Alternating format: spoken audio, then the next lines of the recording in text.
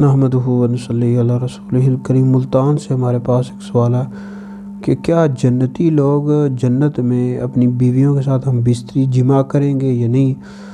تو اس حوالے سے سورہ یاسین آیت نمبر 55 میں موجود ہے کہ جنت والے اس دن یقیناً اپنے مشغلے میں مگن ہوں گے۔ تو اس کے تحت تفسیر در منصور میں موجود ہے۔ حضرت ابن عباس، ابن عمر، ابن مسعود رضی اللہ تعالیٰ عنہما سے روایت ہے، مشغلے میں مگن ہوں گے، اس سے مراد یہ ہے کہ جنتی لوگ جنت میں کنواری لڑکیوں کے ساتھ جماع میں مشغول ہوں گے۔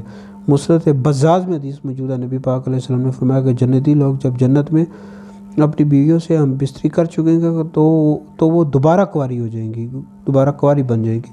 تو ترمذی میں حدیث موجود ہے کہ جنتی جب جنت میں یہ خواہش کرے گا کہ اس کے ہاں اولاد ہو، تو ایک ہی ساتھ میں حمل بھی قرار پا جائے گا اور بچہ بھی پیدا ہو جائے گا اور انتہائی عمر کو بھی وہ پہنچ جائے گا، مطلب 30 سال کا ہو جائے گا۔